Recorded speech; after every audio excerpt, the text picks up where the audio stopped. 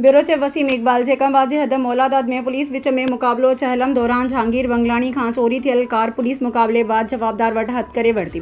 मौलादाद थाणे जे हद केशू वाही बेगारी वटि जवाबदार कार खे बलोचिस्तान ॾांहुं वठी वञी रहिया हुया त पुलिस मुकाबले बाद जवाबदार वटां चोरी थियल कार हथ करे वरिती। यादि रहे त मारफाणी गैंग छो ॾोहारी जहांगीर बंगलानी वटां छलम जे ॾींहुं कार फुर करे फरार थी विया हुया, जंहिं बाद पुलिस जवाबदारनि जी गिरफ़्तारी ऐं चोरी थियल कार जी बाज़ियाबी जे लाइ शिकारपुर ज़िले में छापा हया हुआ। उन मौक़े ते जहांगीर ख़ान बंगलानी ऐं शहरयार जे मौज़िज़ीन एसएसपी जैकंबाद ऐं पुलिस टीम जो शुक्रियो अदा कयो ऐं गुलनि जी वर्खा कई। रेड पाण कराए पाण उन्हनि सां गॾु वियो आहे, बहरहाल उनजी महिनत खे सलाम आहे जंहिं असांजी गाॾी वापसि कराई आहे। जवाबदार केरु आहे? जवाबदार असांखे ख़बर न, उहा पुलिस खे ख़बर, असांखे का ख़बर न आहे।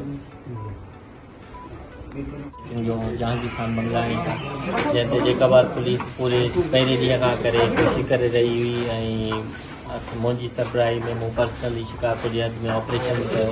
उनखां पोइ कल्ह जेको आहे सो रेड्स वग़ैरह थिया ऐं अॼु पुठियां इतलाह ते जेको आहे नाकाबंदी कई त SHO मौलादाद जेको आहे पिकेट लॻाए त उते गाॾी हिकिड़ी जाइ खां ॿिए हंधि ताईं ट्रांसफर थी रही जेका रिकवर थी वई। तंहिंखे असां जहांगीर ख़ान खे मुबारक हुजनि, हुनजी रिकवरी थी आहे ऐं हिननि जो शुक्रगुज़ार आहियूं जो हुननि डिस्ट्रिक्ट पुलिस जैकंबाद सां तावन कयो ऐं असां हर मुमकिन कोशिश कई त जल्द अज जल्द बाज़ियाबी करायूं। सर मुकाबले बाद घणा जवाबदार गिरफ़्तार थिया? सो मुकाबले बाद जेको आहे उते सर्च एंड स्वीप हली रही आहे ऐं जेको आहे सो इलाइक़े में नाकाबंदी वग़ैरह कई वई आहे ऐं हिन में ॾोह में जेके आहिनि सो माण्हू क्लियर आहिनि, इंशाल्लाह उन्हनि खे जल्द अज जल्द गिरफ़्तार कंदा।